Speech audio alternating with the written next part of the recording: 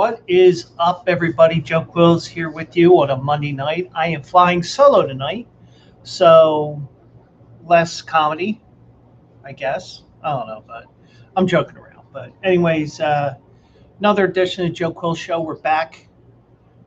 We had two shows last week, I believe, Monday and Tuesday. We did not have a show on Thursday, but starting this Thursday, the Thursday night shows will be back, so don't worry about that. So, got a lot to talk about here.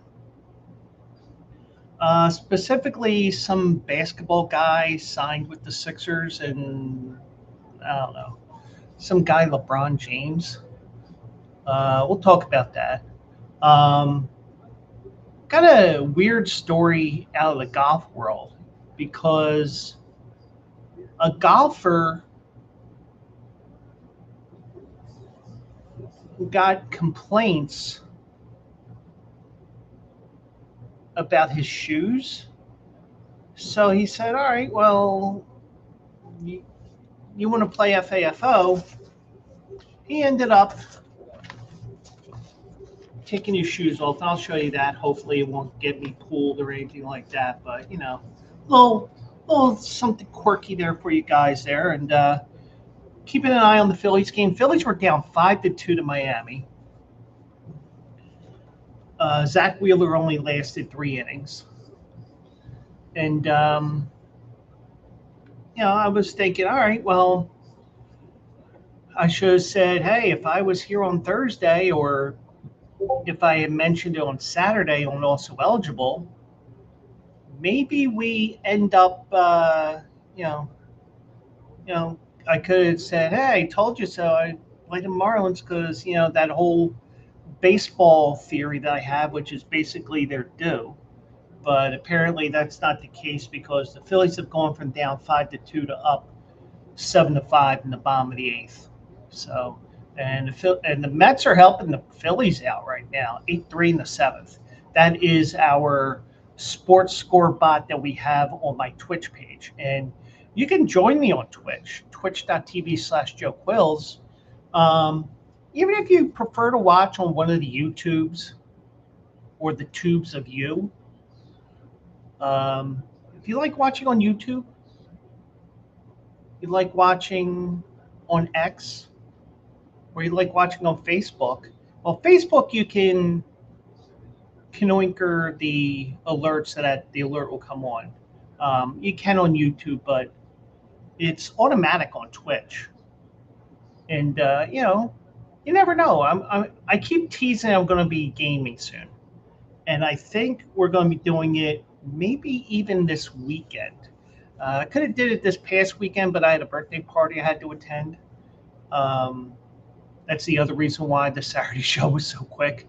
It was what was on the docket for the weekend and everything else. But guarantee you this weekend show will not be a 55-minute show. But yeah, so we'll get to that. We'll get into other things as well. Some horse racing news out of Kentucky, where one of the tracks are raising the minimums. And I'll give some thoughts here a little bit in the horse racing world, as well as also possibly, a little bit of financial stuff as well. So we'll get into that because,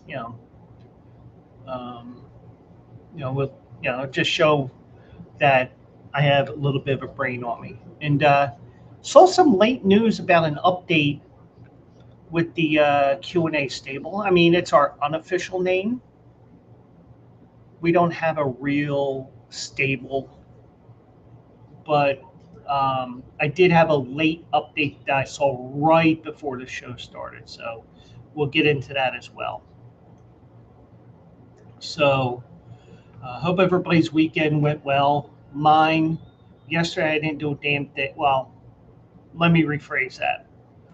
I didn't do anything that required me to leave the apartment. I actually was in a handicapping contest yesterday through horsetourneys.com. I'm sorry, horseplayers.com. It was a freebie. Winning your if you finished in the top four, you got a bid to go into the NHC, the National Handicapping Contest out in Vegas next March, and you can win like $1 million. So I ended up in like the 300s. There was like 1,800 people in it, but if I could make sense out of Saratoga yesterday, I think I would have had a shot because I was playing the races as I went along as well. So I was like, because I usually do that. And I had the opportunity to play those races and did very well with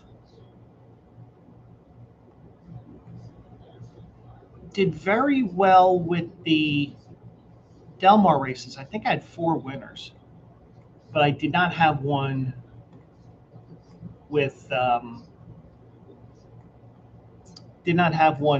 Saratoga at all. So, but I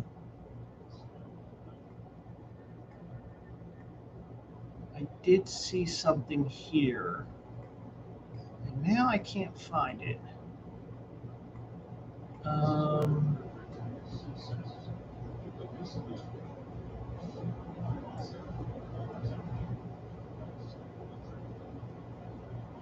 But yeah, so we had a interesting weekend. I woke up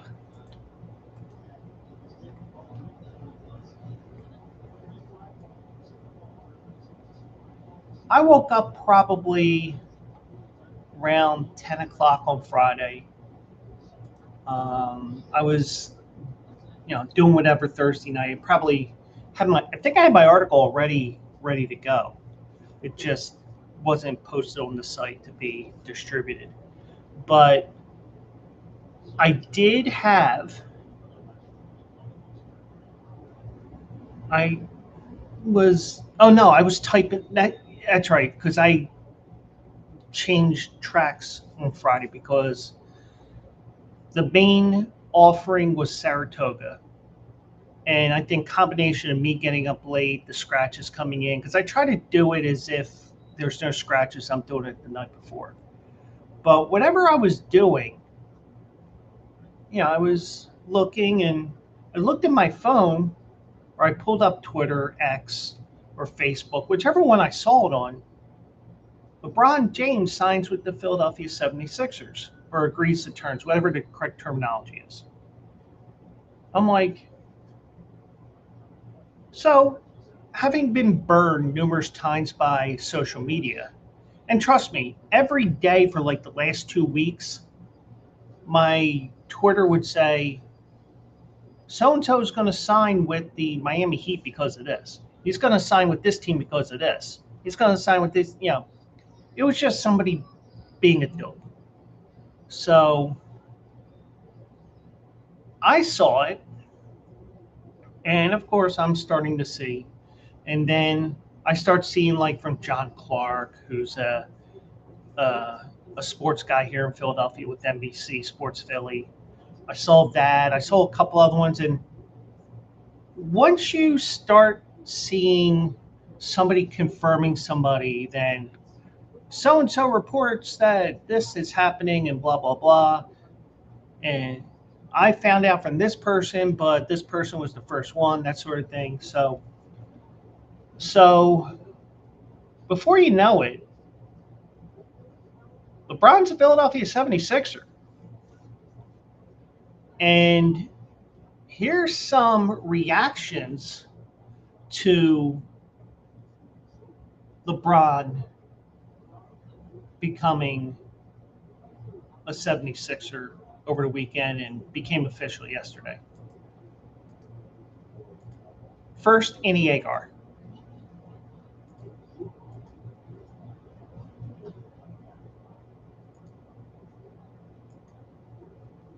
Guys, there it is. LeBron is going to the 76ers. The NFL season hasn't even started yet, and Cleveland's already losing.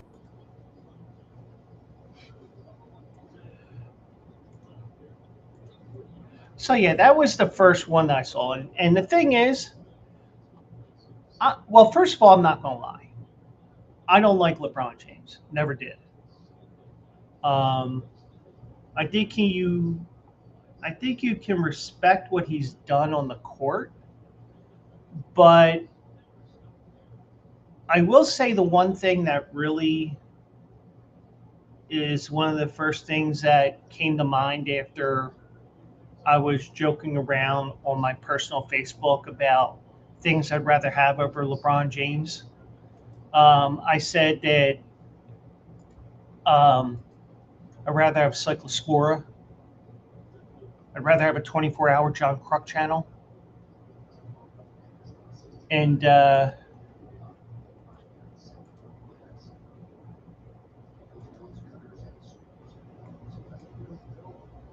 um, what was the other one? What was the other one here?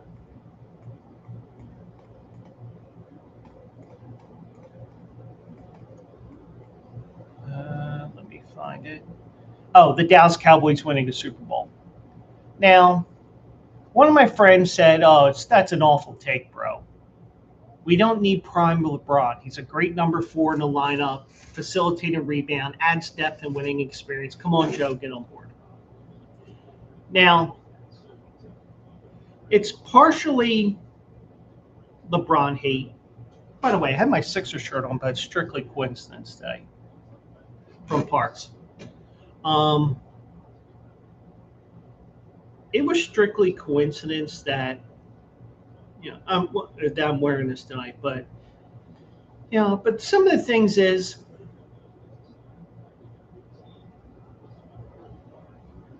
a lot of the stuff that I post on social media that is under my name is to get a laugh and try to draw people in, draw people to comment.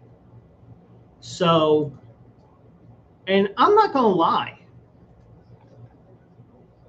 and Mike's not here to vouch because I showed him the screenshot on Friday. I said, this is from July 1st. As soon as the Sixers announced that they got Jaylen Brown from the Celtics. The one thing I said to him was, dude, I got the Sixers at 22-1 and at 25-1 win the NBA Finals.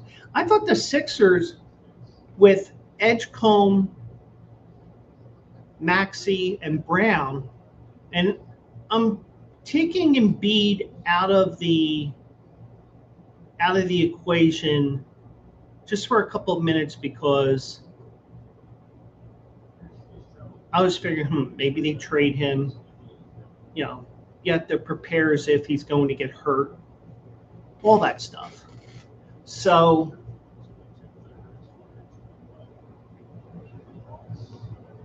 I made that pick, sweating my ass off at Constanters because July 1st was a Wednesday. And I played the Sixers, one book at 22-1, one at 25-1. Well, good luck getting those odds because you're probably not going to get that until the Sixers get into the playoffs and they get in as the 10th seed. Because LeBron's with the Sixers now, and they got a super team now. I mean, you had a super team of 3. You have a super team of 4 occasionally, like Golden State. Well, this has the potential being a super team of 5 because VJ Edgecombe could be a sneaky good star. Tyrese Maxey, Jaylen Brown, Embiid. You gotta all world. I mean, it almost looks like an Olympic team. And LeBron got to play with Joel Embiid in 2024. And also, you had Embiid meet with LeBron James. Now, I'm gonna take my not so great fondness of LeBron James. And I'm going to throw it out the window. And even though I think Nick Nurse is on the hot seat because he may not have his guy. Nick Nurse is not my guy. You got to get rid of him. And also with Mike Gansey, the title that he has, he will probably say, okay, we'll do it. So I wouldn't be surprised if somebody is finishing the season as a head coach for the Sixers. And I thought I saw Jason Kidd signed with the Sixers as an assistant. I don't know, but I think, and like my one friend said there, before I get to what I think, we don't need prime LeBron. Okay. And it's kind of like, in a way, I'm going to look at it this way.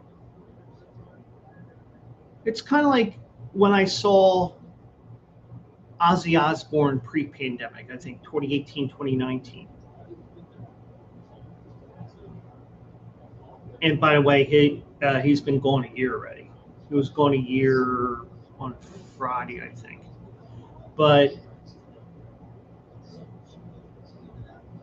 the one thing I said to my friend Jerry at the one time, and I say it to when it comes to these older bands that I listen to, because all these rock stars are either dropping dead of old age or their retirement tour is actually a retirement tour, because guess what? I'm 82 years old, but the Stones are still out there doing what they're doing. But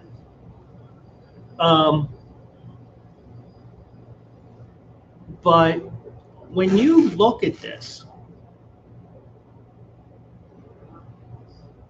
to use the Ozzy Osbourne analogy, when I saw him, I'm not looking for him to be running around the stage. I know he's had all kinds of health issues for years up to 2018, 2019. Just sing. Even if you're sitting in a chair, you're singing for an hour and a half or 2 hours, whoever that set was. However long you're going to sing, belt it out. And I will tell you one thing. It may not be the Ozzy from 10, 15, 20 years ago when he was moving around much better, things like that.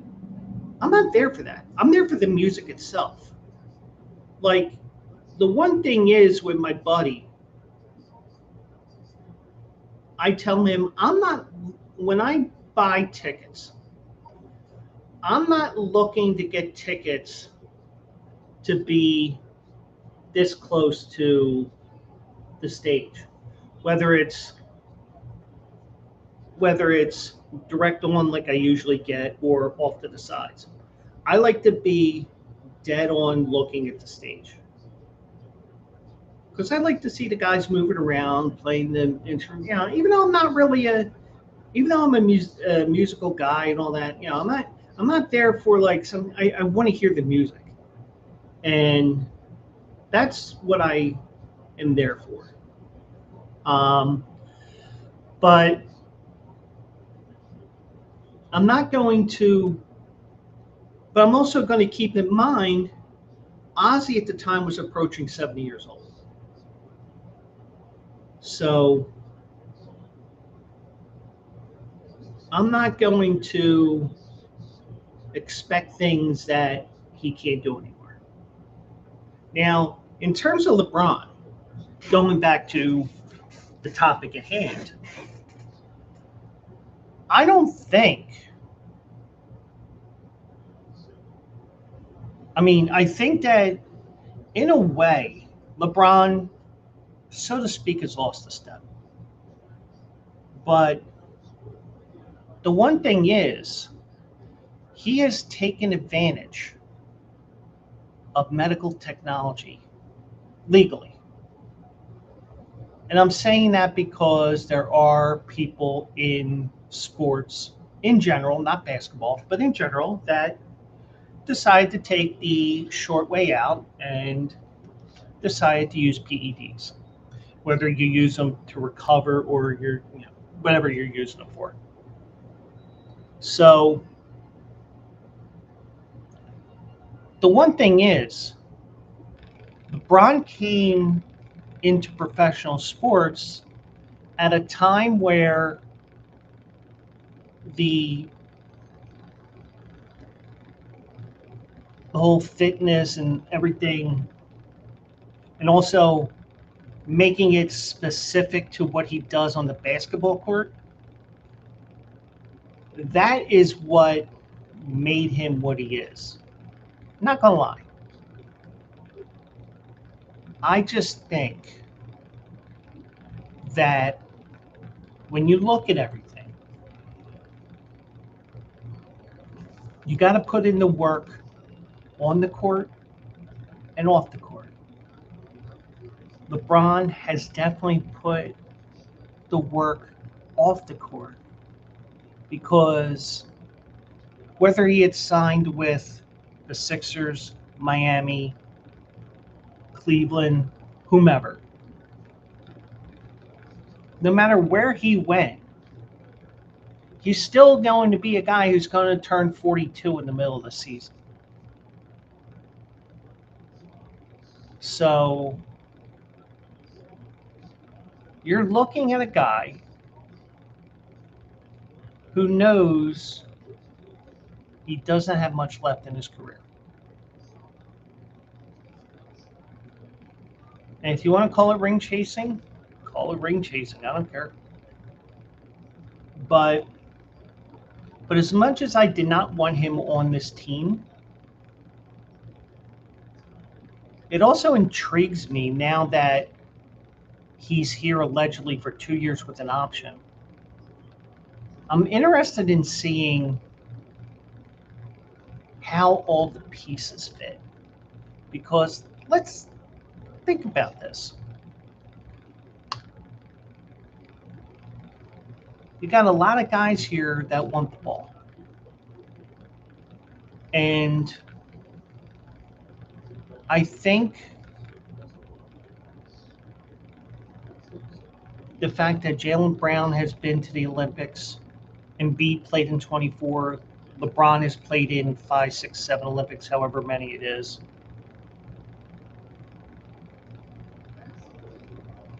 Even though the competition has improved Olympiad over Olympiad, you don't have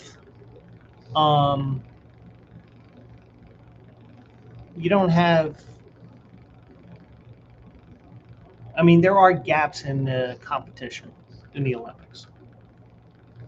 But don't say that to South Sudan, who almost beat them in the exhibition.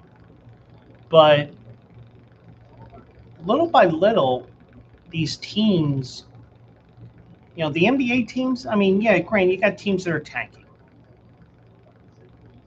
But you do have teams here that are going to give the Sixers fits every night. So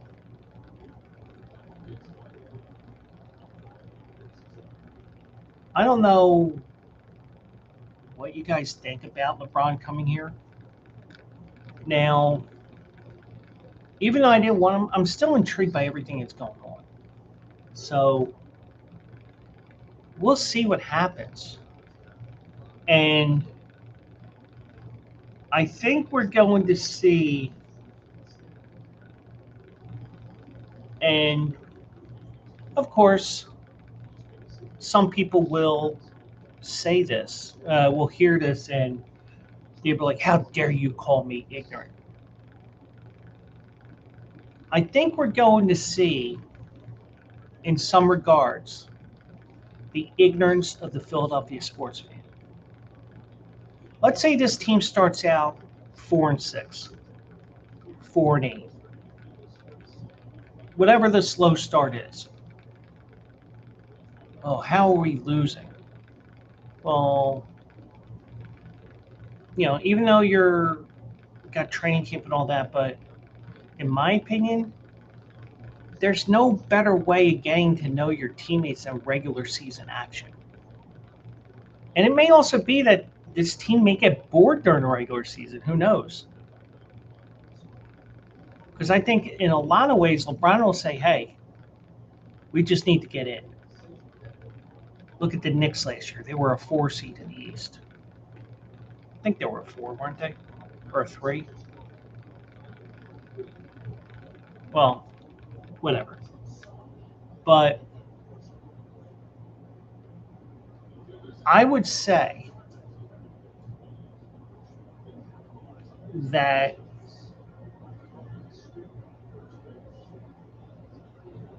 it intrigues me even more. And I'm glad I got the Sixers at 2,200 and 2,500 on 2 different books,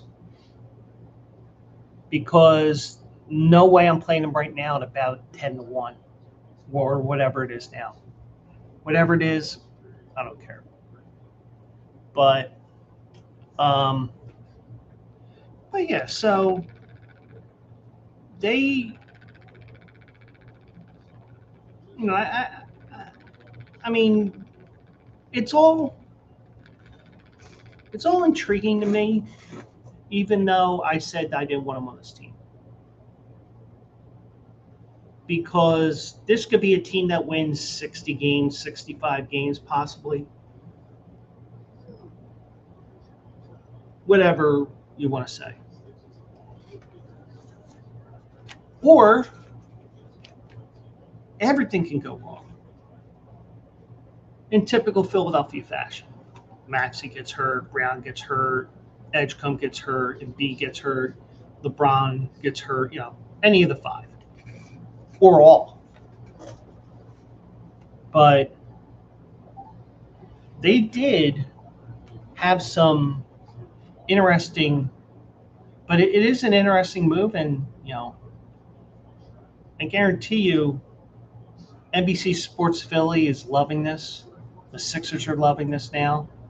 And also, we get all kinds of, we also get all kinds of joke material worth mentioning here. Hold on. Oh, here we go. Yoo-hoo, I'm gay. What do you want now, the boner? Check it out, I'm a Sixer now. Look how good my team is. I'm gonna go pull a Tom Brady in Tampa. What, overstay your welcome and lose your family? No, that's you. That's why your wife left you and your son's an alcoholic. I'm gonna go be the old guy that wins another ring and becomes the GOAT. You come here every year saying you're gonna be the GOAT and it never happens. Nuh-uh. You were gonna beat the Kevin Durant Warriors. Win one with Luka. Even last season, win one without Luka. This season's different. Nothing can stop this team. Ah, my neck, my back, my pussy and my crack. What happened to him? He queefed. Oh, it stinks. Yoo-hoo.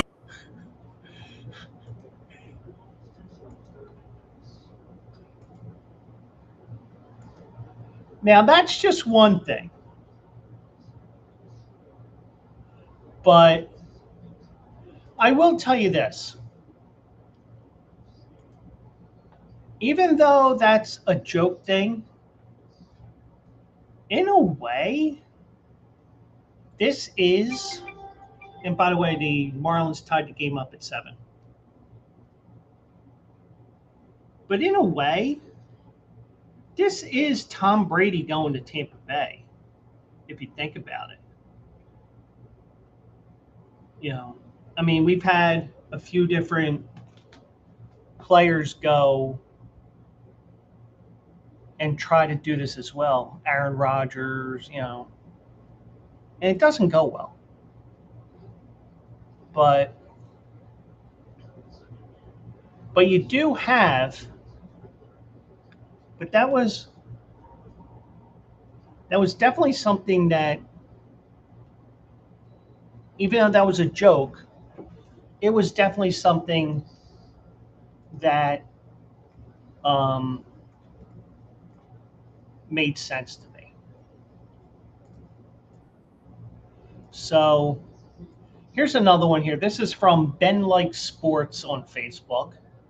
Here was his comedic spin on this.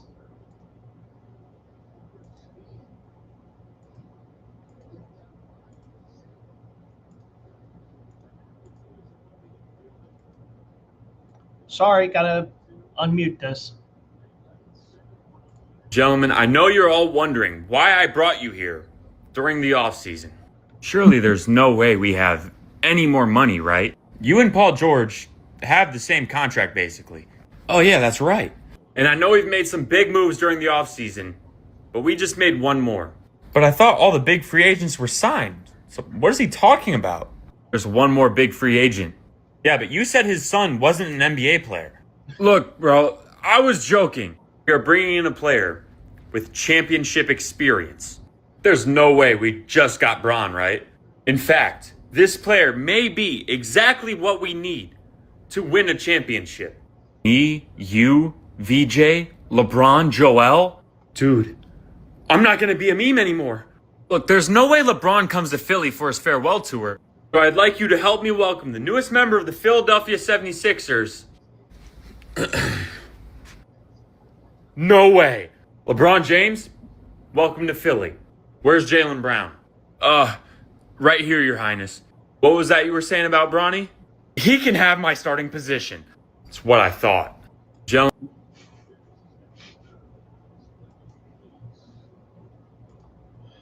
So yeah, so between Annie Agar, that cartoon I showed, and that one here, it's this is all the reactions on Friday, on top of mine, which were kind of tongue in cheek, but also.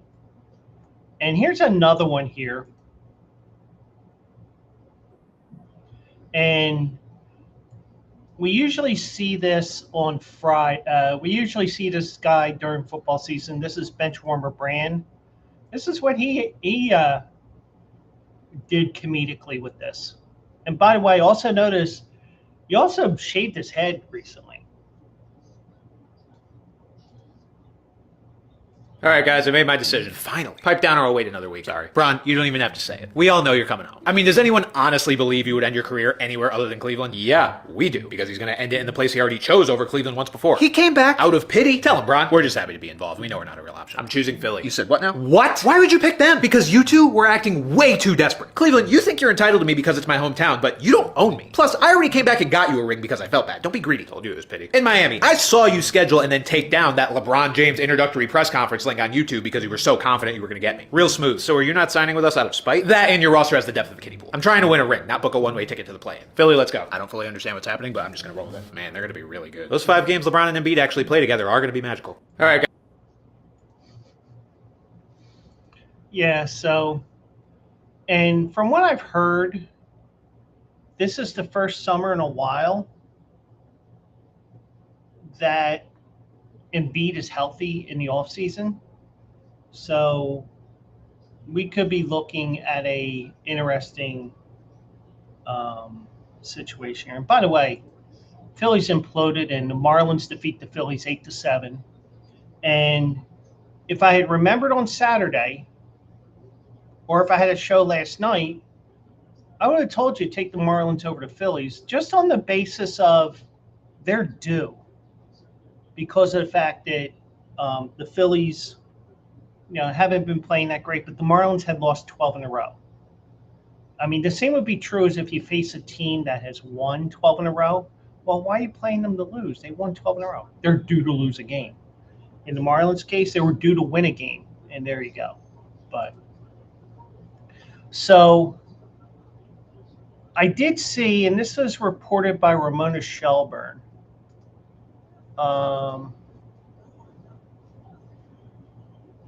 Apparently last week when somebody posted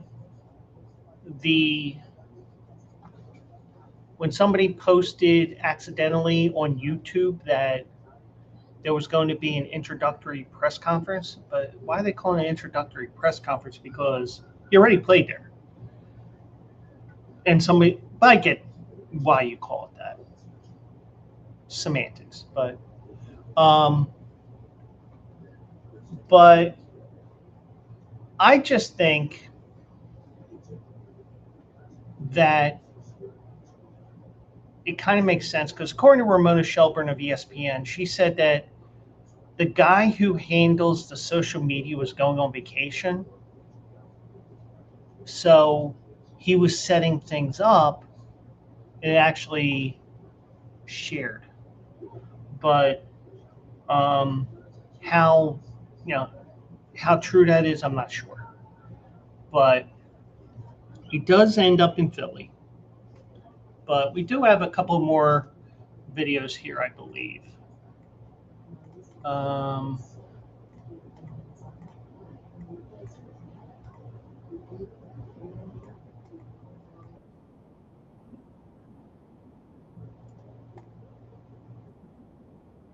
I'm trying to see. Oh, and I saw this from the Babylon Bee. And since it's the Babylon Bee, it's got to be true, right? I'm taking my receding hairline to Philly.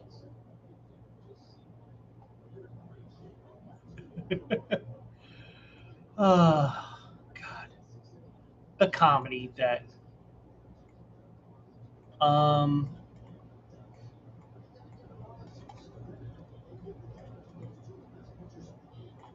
So yeah, so that's some of the stuff that I'd like to post from time to time, and everything was.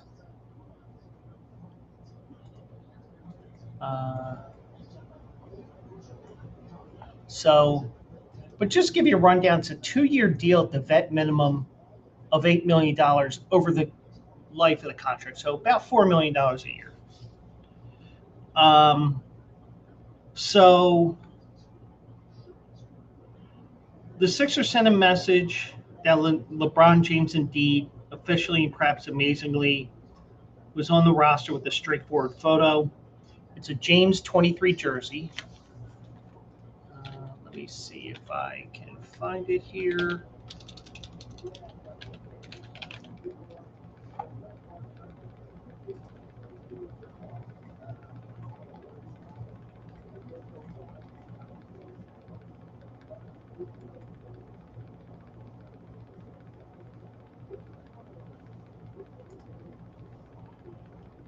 And the Sixers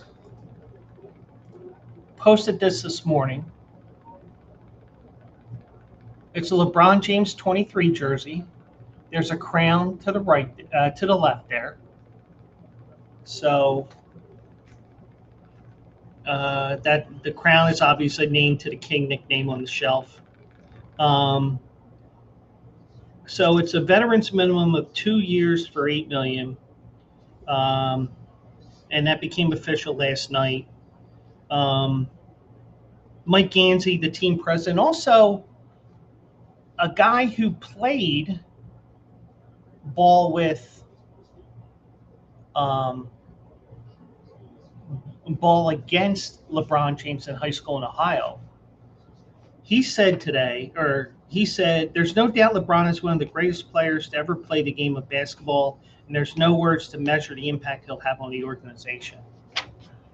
And the thing is, even though I'm criticizing LeBron as the person, I think that he can bring some things to certain players. Teaching Maxey a couple of things, Edgecombe a couple of things, Brown a couple of things, Embiid how to stay healthy for 82 games, all that stuff.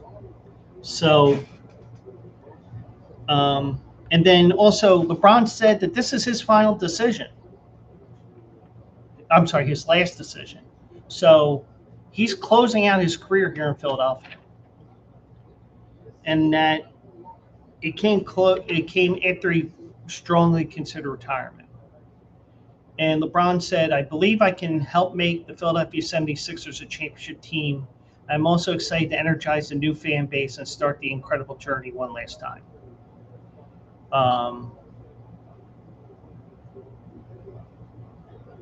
Now, James did write that he was done when his 23rd NBA season ended, and that it was his last with the Lakers.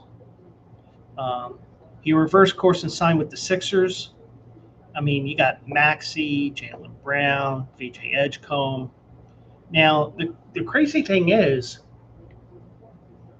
I mean, some of the facts about the Sixers, they haven't won since 1983. I mean, I figured, hey, the Knicks won a title, and they hadn't won since the 70s. Yeah. But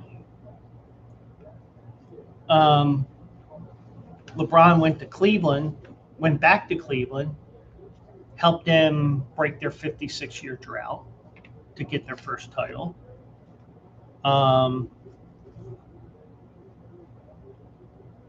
And the Sixers hadn't won since 1983, and they haven't advanced out of the second round of the playoffs since 2001 when they got to the finals. So, I mean, I don't need to tell you the resume. We all know it. Now, LeBron still averaged 21 points a game, 20.9, 6.1 rebounds, 7.2 assists, 26-8 in his career, 7.5 rebounds, 7.4 assists, over 1,600 games. Now, we've been saying for years, because of all the games that he's played, not only in the regular season but the playoffs as well. I mean, he's played probably, even though this is his 24th season, you add all the playoff games, you're looking at 28, 29, 30 seasons if you just go by the number of games that he's played combined.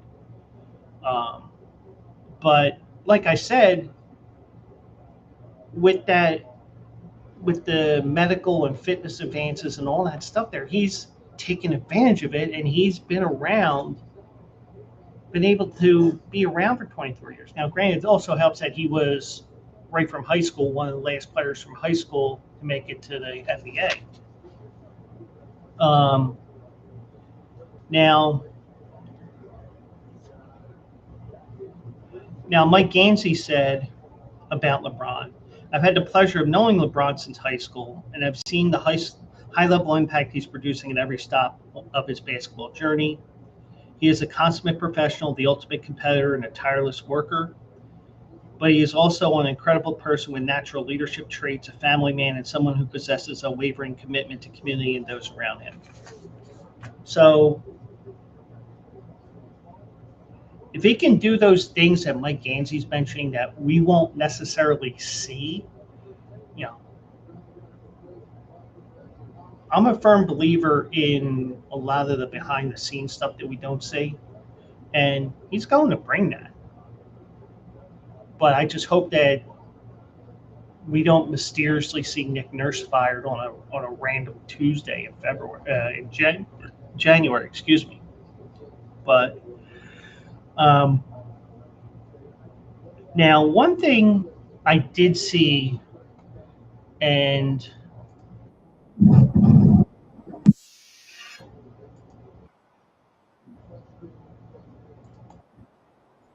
I want to show you one thing here, and this is from Basketball News on Instagram. Last thing I'm going to show about LeBron here. It was written in the stars or in his scalp many years ago that LeBron was coming to Philly.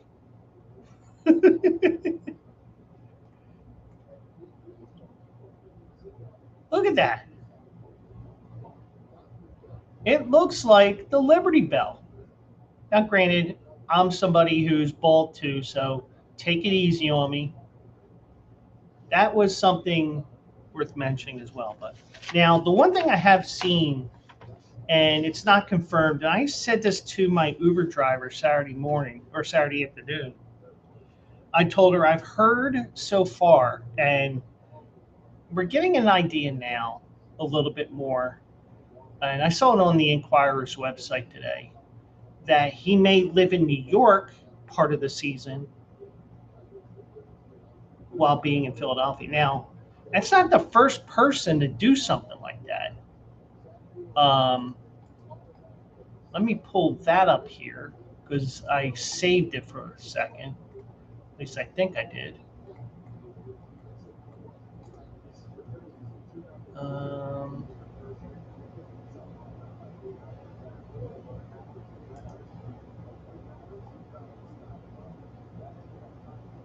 Okay, here it is. Now, here's some of the different things that I saw. I mean, here's something that would show that maybe you can do it. J.J. Redick, who was his coach in LA, when he was with the Sixers, he would drive 100 miles from Brooklyn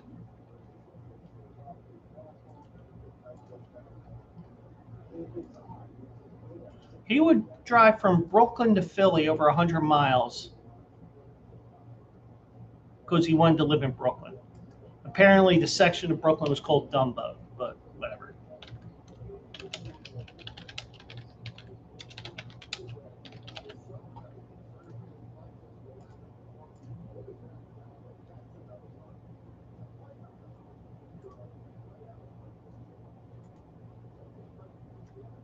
So you do have that.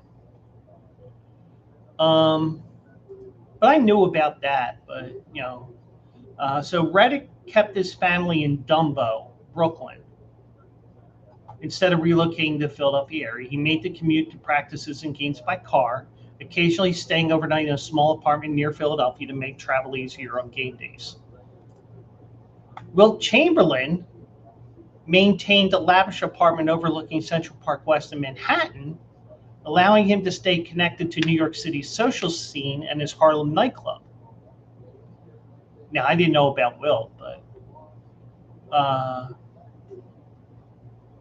he regularly traveled between New York and Philadelphia by car, limousine, train from Penn Station, and even occasionally carpooling with opposing New York Knicks players. Now, Shane Charania, and this is captured by Dunk on Instagram. Shams brings up the possibility of LeBron James living in New York while he plays for the 76ers. It's a 45-minute trip from New York City to Philadelphia on a chopper. Get to the chopper! Now, I am going to say this.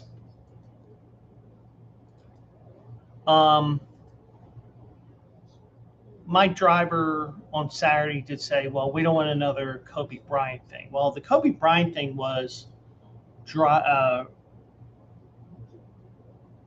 flying in the fog when they shouldn't have been airborne. But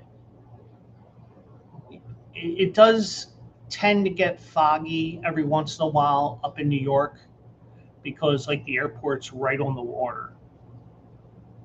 Aqueduct, the racetrack that closed at the end of June,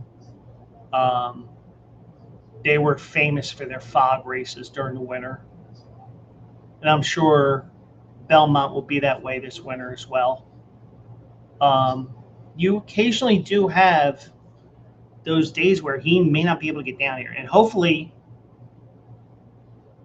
if he does pull this New York thing, maybe. But but there are some very rich areas that he could go to. Now, granted, I'm not sure.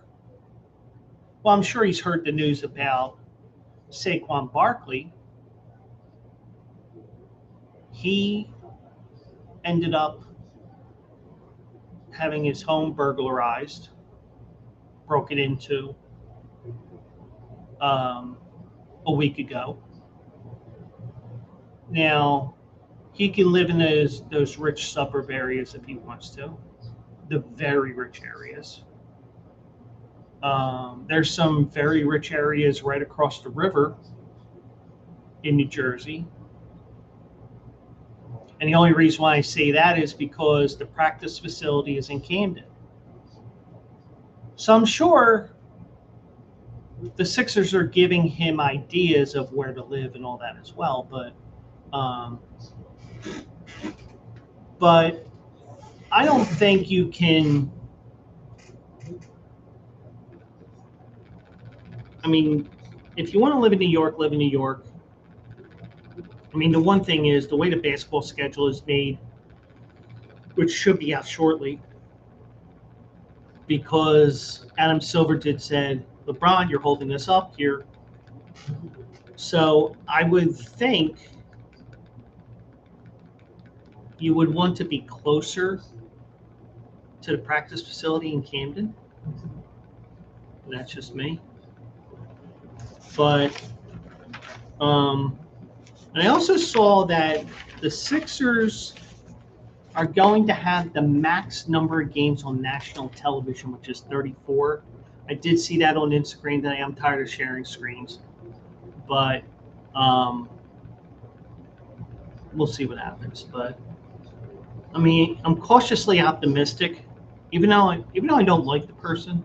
You know, you got to respect in regards to what he's done to get himself ready for what's going to be his 24th year. He's not going to be the GOAT. He never will be the GOAT. Michael Jordan. I throw Wilt Chamberlain in there. And you'd be like, well, he kept losing to Boston every year, blah, blah, blah, blah, blah. But the one thing is when you have to change rules because of one player, that's kind of a sign for me, but that's just me. But he is a Sixer. And the only games that are announced on the Sixers site right now are the 2 preseason games against the Celtics. You know, does he play in an exhibition game? Maybe he makes a first quarter appearance in one of the games, one of the home games or something like that. I don't know, but we'll see what happens. But he's in Philadelphia now, and who knows what happens. So, I do want to share one other thing here.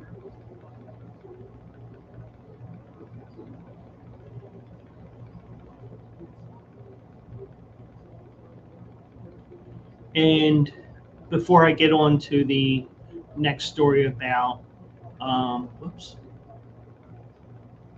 this was sent to me by Stephen Luker. And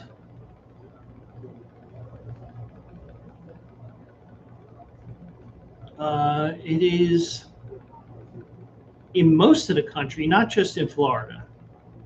But if you're in like the Midwest right now, that's a big thing here.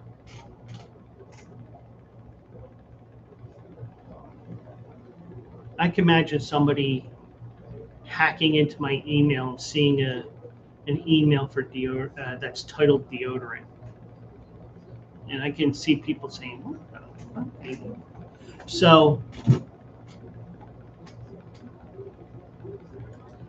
So I'm giving Stephen Luker credit for this. And this is the Midwest.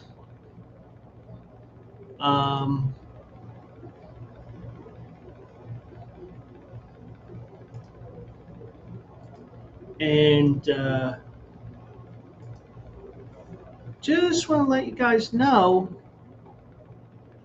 there is a deodorant warning.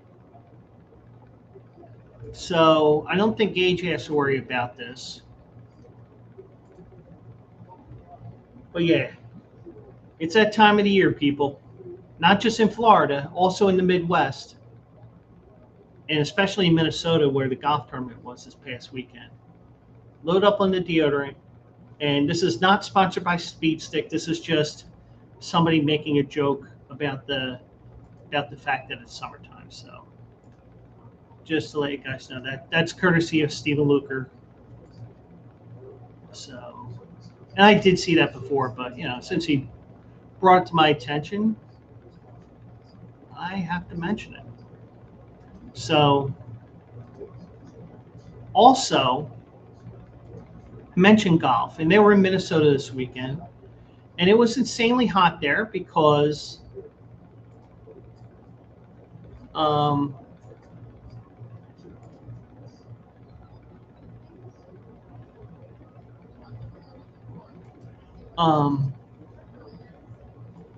I mentioned a golfer taking his shoes off so he can retrieve the ball.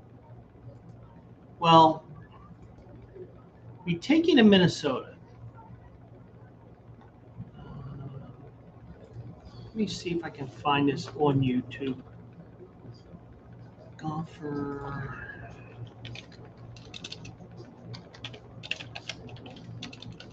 Helps if I type this right.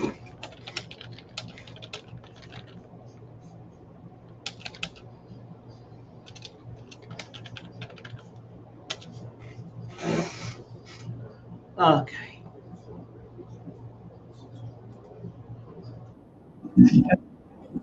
So this is from the Golf Channel. I'm sure this is probably going to get me dinged. I apologize in advance to AJ. But here is the Golf Channel yesterday showing Lucas Glover. Watch what he does here. At the 3, and we saw Hao Tong Ling early. This is Lucas Glover, major champ at 10 for birdie.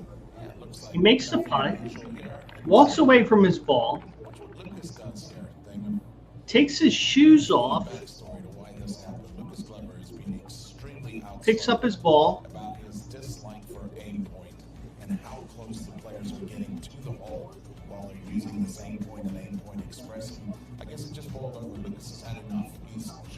so that was yesterday. Lucas Glover responded to this today. And apparently the crew,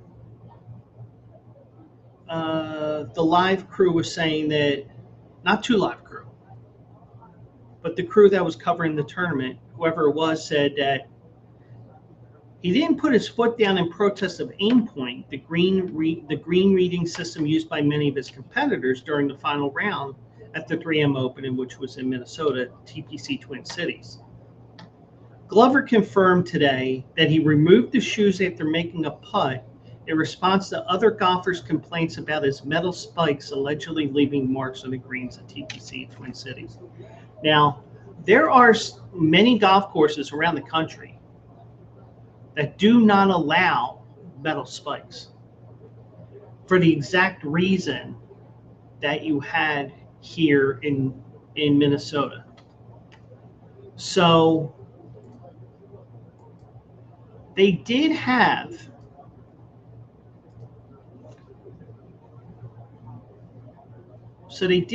that.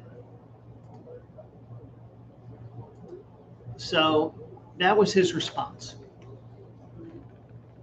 on the course on Sunday.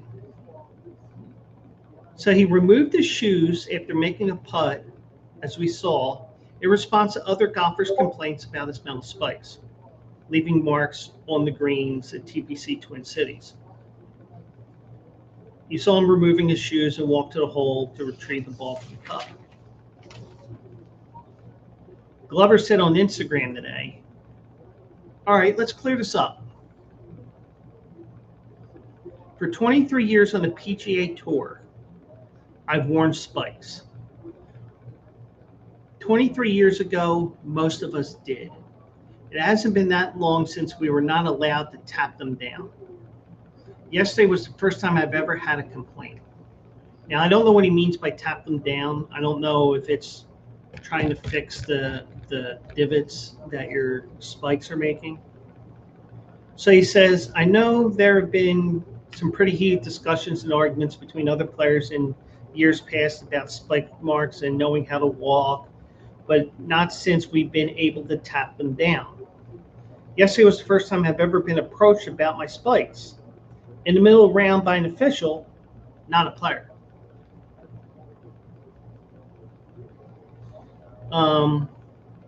Another golfer in the tournament, Michael Kim, posted to X that someone with metal spikes wasn't walking cleanly, creating some bad spike marks, and some players complained about it to the rules officials, thinking it was Lucas. Now, the thing is, walking courses and stuff like that, I think even if you're not repeatedly getting matched up with Lucas Glover, you know in certain parts of the courses where you have to walk the path, you do get the sound of metal hitting concrete as metal spikes do. The clickety clack.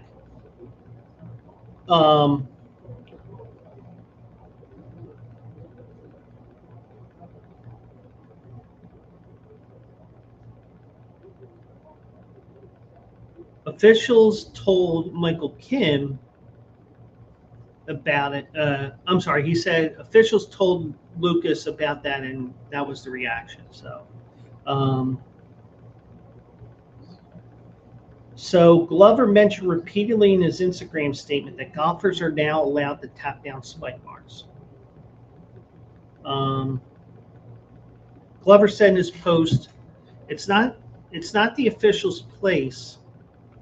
I wasn't breaking any rules. Secondly, there were people in the groups in front of me and behind me wearing metal spikes as well." Of course, he's not mentioning names, but the thing is, when you're playing with certain players, you notice certain sounds.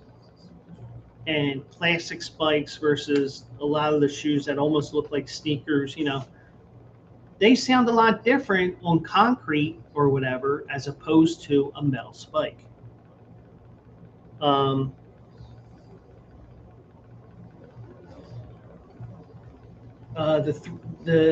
greens at 3M, which is the name of the tournament, are bent grass, were soft, and appeared to have been watered a fair amount because of the forecast, I'd imagine.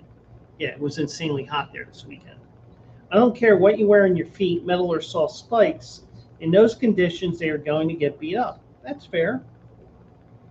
I did my best around the hole to tap down my damage as I was leaving the area. Yeah, I mean, it's like replacing your divots in a way.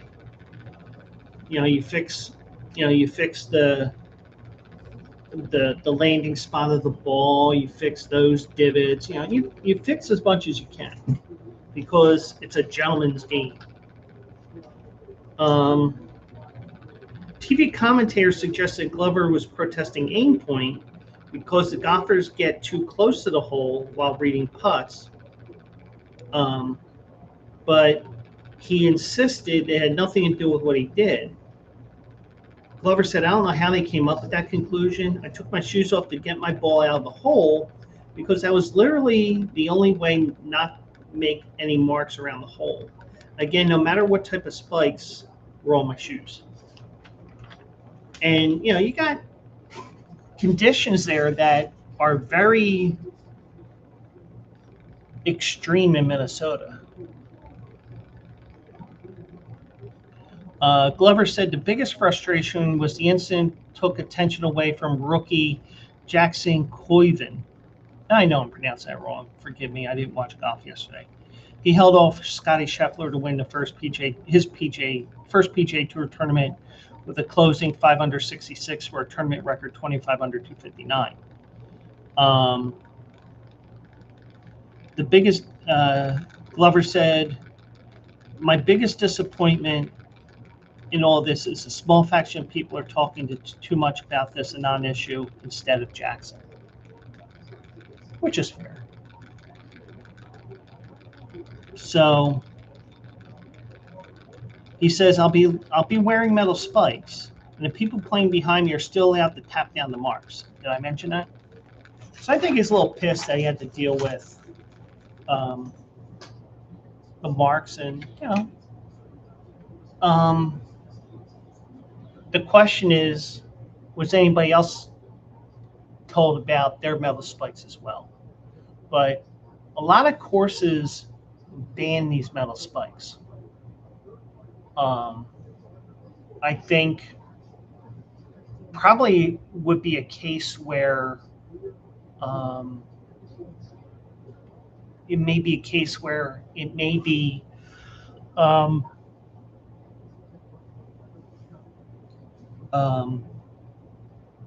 well, normally the members are not allowed to wear metal spikes, but since you're a professional, we'll let you do it just for this weekend. or the week that you're in town. But once this tournament's over, we're back to that. So I wouldn't be surprised if it's something like that. But yeah, but this is the gentleman's game.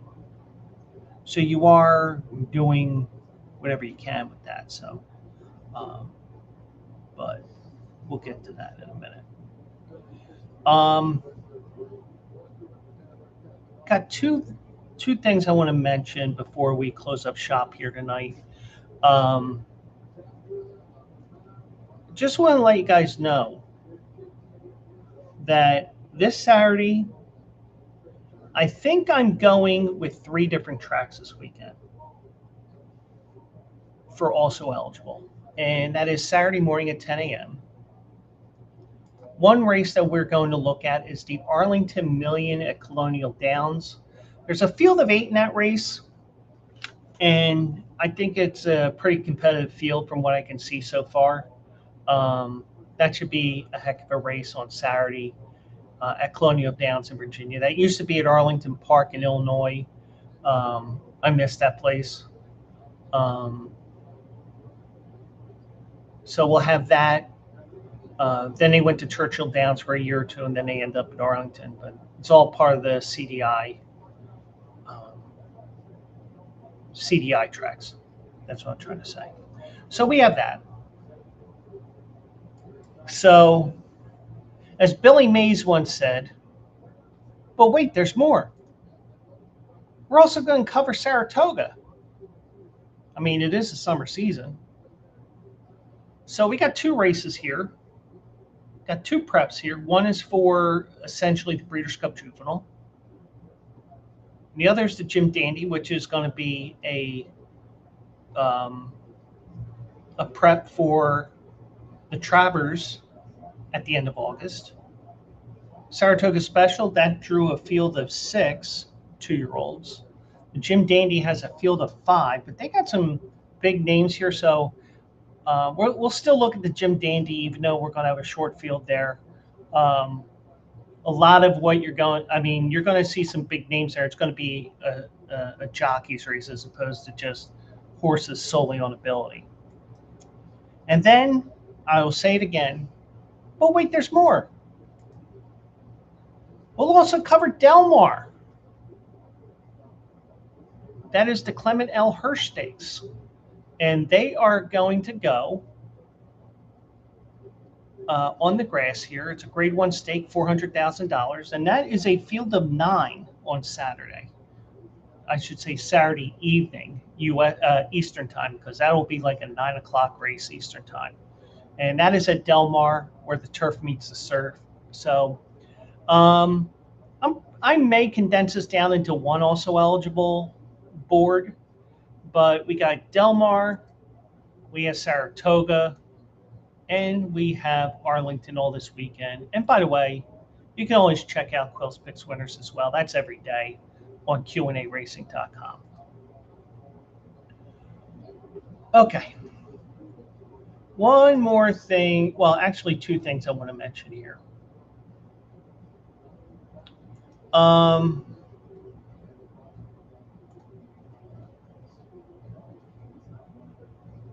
This is before we get to the big horse racing news. And, it's just something that came up last minute. Well, the story that I found was last minute, but also this is a story that I saw like right before the show started. One of the horses in AJ's stable, I should say his portfolio, is Keepsake Box, a 3-year-old filly. She is still a maiden after 7 or 8 tries. So I'm quoting AJ from his Facebook post here. And I gave him warning that I was probably going to talk about this. So if I'm not supposed to talk about this, I even told him sometime after 10 o'clock. Big news. The ownership group has decided to move our favorite gray filly, Keepsake Box, from Safi Joseph Jr., the trainer, and AJ Adds, who I absolutely love and was involved in this decision. So this wasn't something where bleep you, Sappy, we're going another direction. Over to Anthony Farrier, and she will ship to Charlestown Racetrack in West Virginia. Apparently, they must think that this horse is going to take to the dirt. And maybe because Charlestown only has a main track, and it is a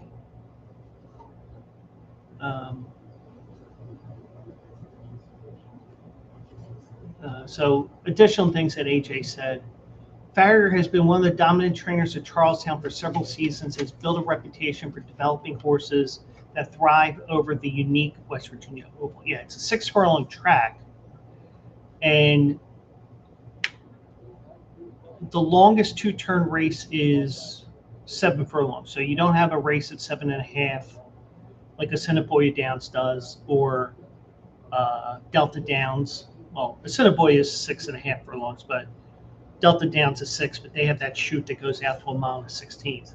Whereas Charlestown, a mile and a 16th race, I think they were a mile and a 16th, but definitely a mile and an eighth is 3 turns. So that gives you an idea.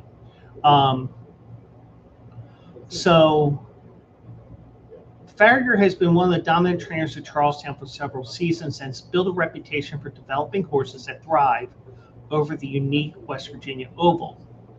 Through the current meet, Farrier has won approximately 23% of his starts, consistently ranking among the track's leading trainers. Saffie Joseph Jr., who felt a change in venue could provide Keepsake Box with an ideal opportunity to gain some class relief, continue her development, hopefully earn that elusive first victory. Rather than continuing to chase tough maiden races in South Florida, the team believes placing her where she can be more competitive is a proactive move.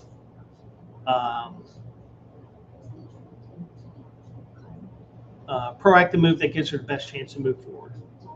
Now, Florida's still a tough circuit, and this time of year, you just have Gulfstream. And on top of just having Gulfstream, they're in their own little island in terms of where they are in the country. Because the next closest track, I think, is either Colonial Downs or Ellis Park that's open right now. Maybe River Downs. I'm sorry, the track formerly known as River Downs Belterra. So they're choosing to keep her. So it looks like she's going to be same ownership. And this happens from time to time where you will see a change of trainers. And trust me, AJ's seen it a few times already. You saw it a couple of times with Improbable, and now Keepsake Box. He even saw it with the Town, I believe, before he got claimed. But Charlestown does have some pretty good purses. I mean, they're not Florida purses, but I think also this gives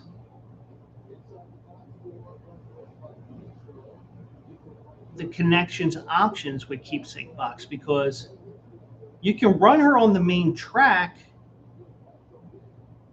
at Charlestown, and while Penn National can still do it, if you feel like you would rather run her on the turf, you can ship her north to Penn National out by Harrisburg.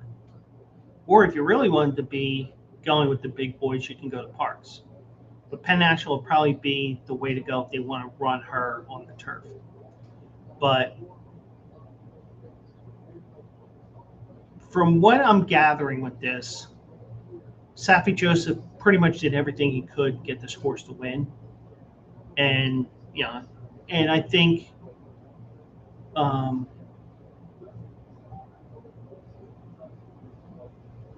that they did make the right decision here. So but we'll see what happens here.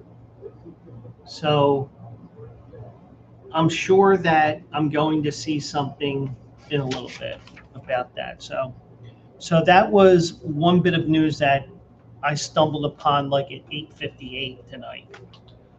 The other news is um, a bit groundbreaking, and that is that Kentucky Downs. Well, let me go and say something first. A lot of tracks now, well, even though you watch these races, you will see when they show the prices for win, place, and show, you will see that the payouts are always in $2 increments or a $2 base wager. Like the horse I gave out yesterday, the horse I gave out yesterday, Woodbine, paid like 7 something. So for every $2, you get 7. So we'll just make it around 7, just to make it easy for everybody. So now the $2 wager has been the common wager in horse racing probably since the beginning of gambling on horse racing. And back in the old days, I mean, I'm talking like 19th century probably, you're talking about $2 being so much more than what it is today. I mean, if you were to take $2 from whenever the first pari-mutuel wager was actually made at whatever track, $2 then is probably about 40, 50, 60 now, maybe more than that. You know, the value of a dollar and everything, you know how they always say, well, a loaf of bread in 1969 was 62 cents. And, you know, I'm very high with that, but you get the idea.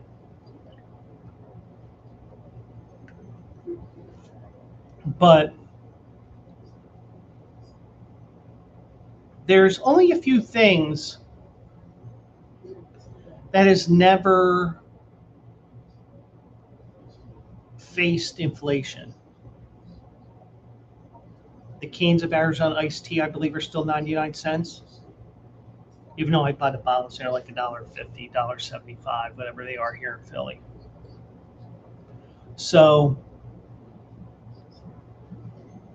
Arizona iced tea, still, at least I think the cans are still 99 cents. If not, they might even just stop making the cans. Who knows?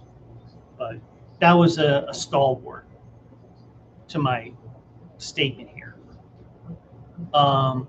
Valves on Wheel of Fortune have been $250 since God knows when. But, you know, you wonder why everybody goes pick a letter, pick a letter, pick a vowel, pick a letter, pick a vowel, and they just go back and forth the whole time.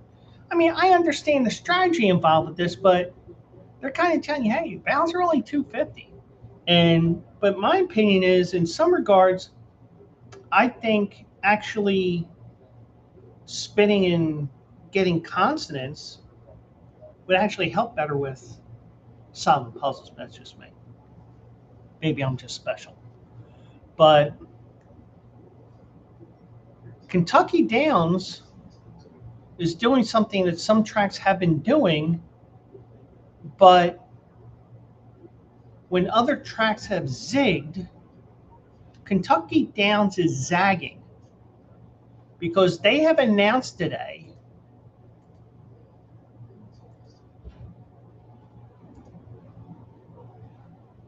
that they are reshaping its wagering menu, raising the minimum for win, place, and show wagers from the long standard $2 level to $5 for the upcoming meet.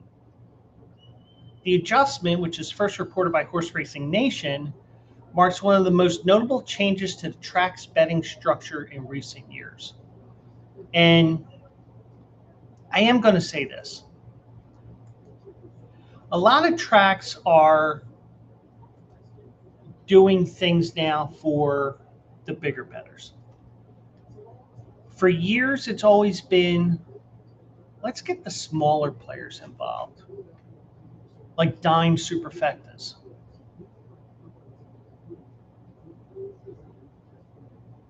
It was either Florida or Texas that started with that. You know, if you're always complaining, well, that superfecta should have paid a lot more. Well, dilution. Now, I would say bring back the dollar minimums on superfectas or make the mandatory minimum 50 at all tracks, but 50 cents, but we don't have a horse racing commissioner. But you do have, I mean, this is something that's happened now where you do have these minimums. Superfectas, 10-cent minimum at most tracks in the United States now. In Canada, it's 20 cents, but you know, it's something with the way that they're way that they, whatever it is.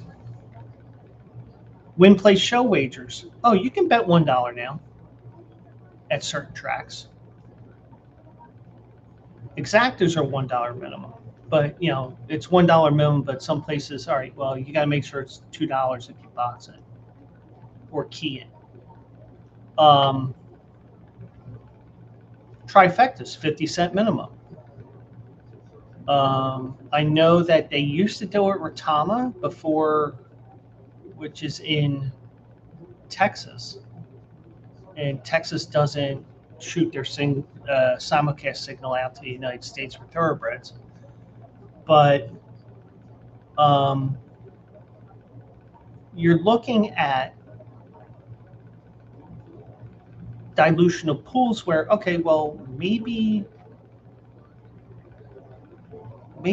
that's where we should have gone. But like, and we've seen different tracks do different things.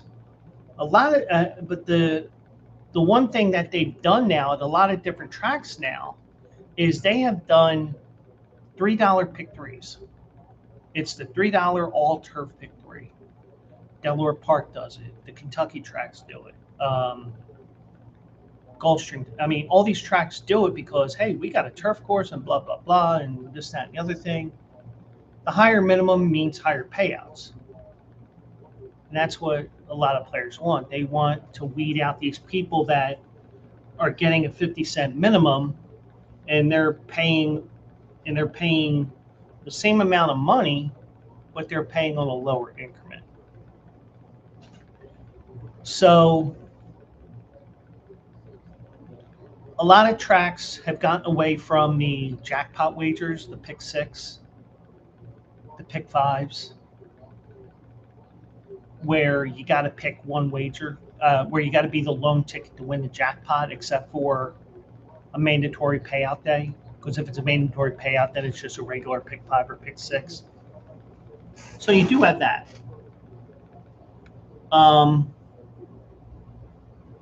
So you're looking at all that, and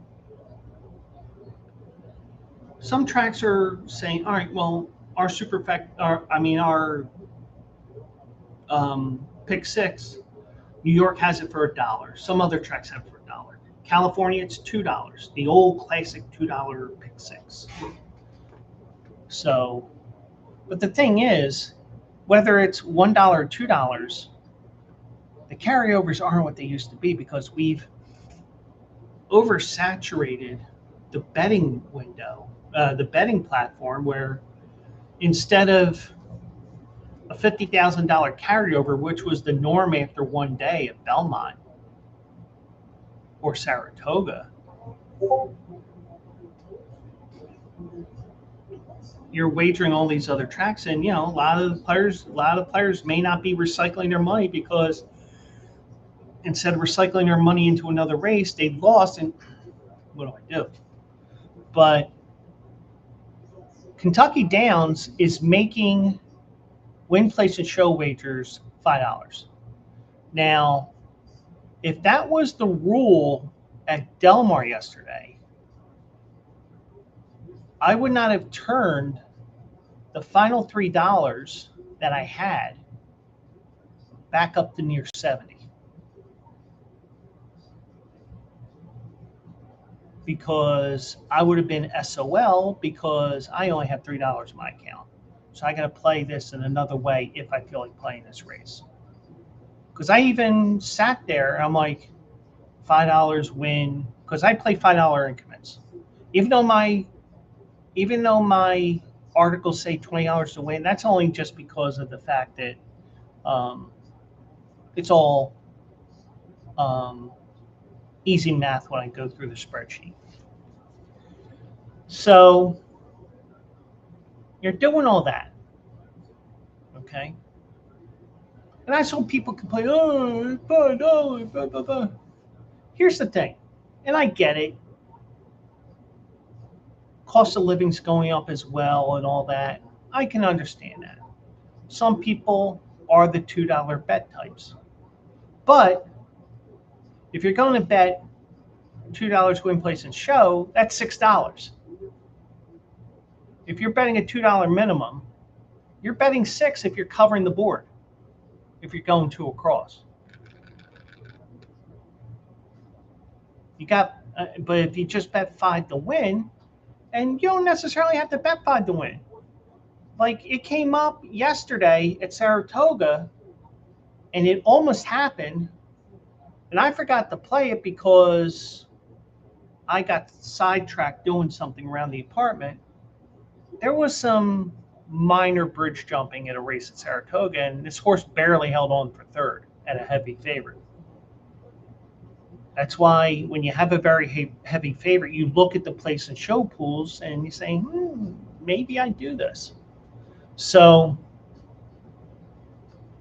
but I can understand that not everybody bets the way that I do.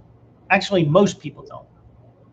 Some people will bet less. Some will bet across the board. Some prefer pick 3. Some prefer one pick 4. Someone superfectas.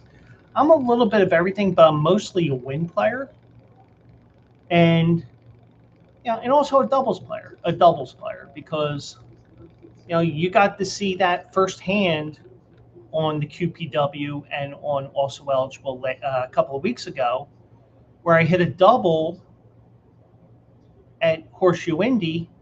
Oh, by the way, if you played the way I played, you got $360 for a $20 wager. Or 10 or whatever it was. So, and I get it, bet within your means and all that, but I think it's an opportunity for a track to zig when everybody else is zagging. So,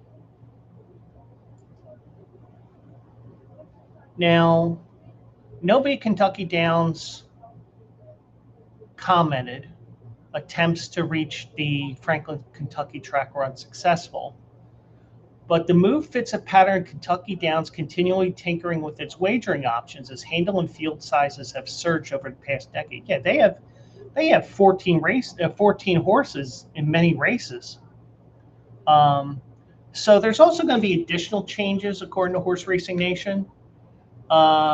The takeout on pick 3, pick 4, and pick 5s are reduced to 15%. And that's something that a lot of players will like because a couple years ago they raised the takeout. And they were just like, you know what? I ain't playing there anymore. So they're also going to have, or the 15% is a competitive rate in today's landscape. The $3 late pick 3 will debut as well, adding another wrinkle to the late card action. The final race of each program will feature even more adjustments.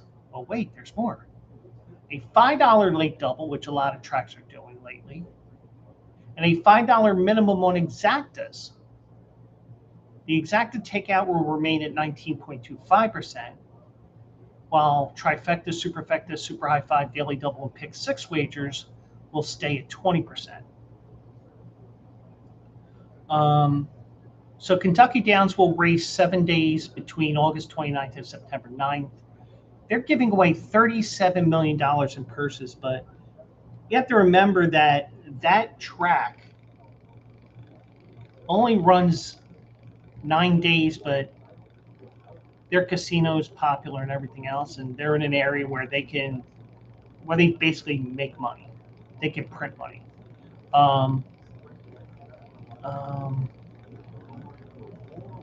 And it's a European type course. So they have the schedule's packed with high value opportunities, including the U.S. Open of Turf Championships over Labor Day weekend.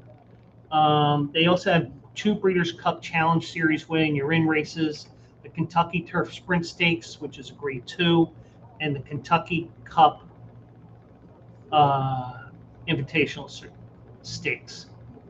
They also have the Nashville Derby, which has a $3 million purse, the second largest in the United States this year. Several other $1 million races round out a program that's become one of the most lucrative turf festivals in North America. And of course, it's going to require slight recalibration. Kentucky Downs has never been shy about experimenting with the meet's explosive growth. Every adjustment becomes part of a larger effort to balance better engagement with the track's ambitious purse structure. I will say this.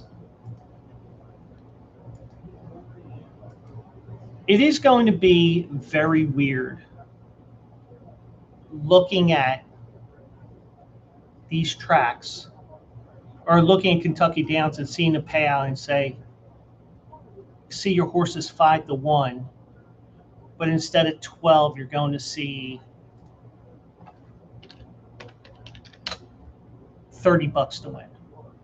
Because you're going to see $30 and you'll be like, hey, I'm getting 14-1. No, you're getting 5-1. It's just based on a $5 increment. Now, with me, when I wager, when I'm playing my regular 5 to win,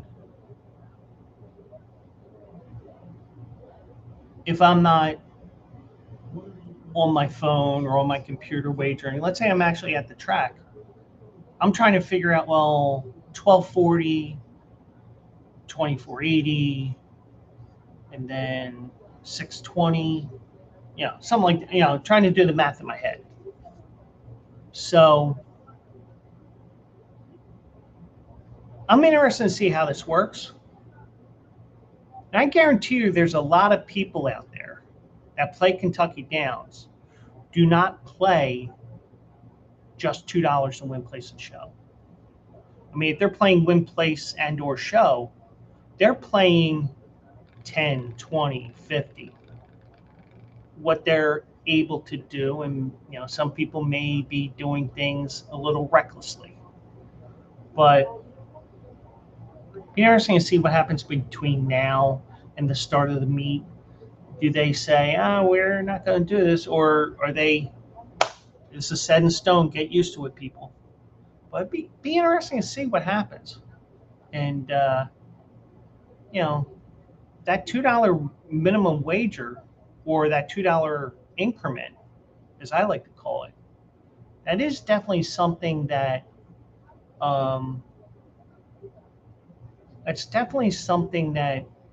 is interesting to me, because $2 even 20 years ago is so much different than $2 now. $2 doesn't get you as much. I'm not talking about inflation. I'm just talking about it in general. So you get the idea of what I'm saying here. And